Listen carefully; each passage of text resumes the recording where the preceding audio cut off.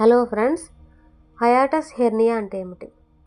మన శరీరంలో స్టమక్ మరియు చెస్ట్ మధ్య డయాఫ్రాగమ్ అనే బలమైన మజిల్ ఉంటుంది.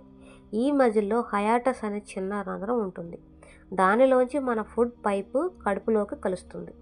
హయాటస్ అంటే ఏంటంటే, ఈ హయాటస్ రంధ్రం కొంచెం పెద్దదైపోయి కడుపు పైభాగం పైన చెస్ట్ వైపు జారిపోవటం.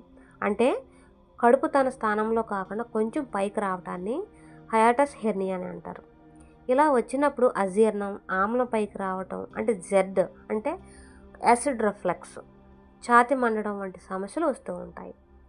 అసలు ఎందుకు వస్తుంది ఈ ప్రాబ్లం? మెయిన్ కాజెస్ ఏంటంటే, ఎక్కువ కాలం ఆమ్లం అంటే యాసిడ్ రిఫ్లక్స్ అంటే జెడ్ ప్రాబ్లమ్స్ ఉండటం, అలాగే ఫుడ్ కూడా ఎక్కువగా తినటం, వేగంగా తినటం వలన, అలాగే అధికంగా బరువు అంటే ఫ్యాట్ అరౌండ్ బెల్లీ ఫ్యాట్ అనమాట, అలాగే కడుపు పైన ప్రెషర్ ఎక్కువ పెరగటం, అలాగే గర్భధారణ సమయంలో కూడా ఇది వస్తుంది.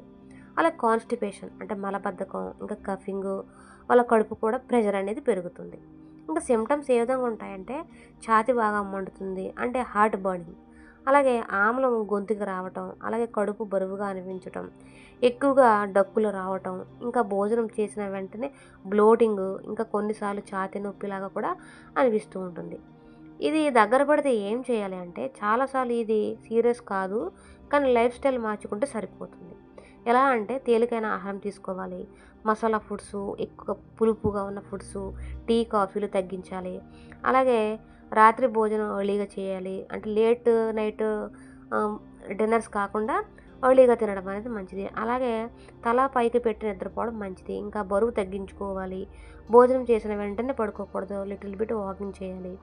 అలాగే దీంతో చాలామందికి సిమ్టమ్స్ తగ్గిపోతాయి, చాలా రేర్గా మాత్రమే ఆపరేషన్స్ అవసరం అవుతాయి అన్నమాట.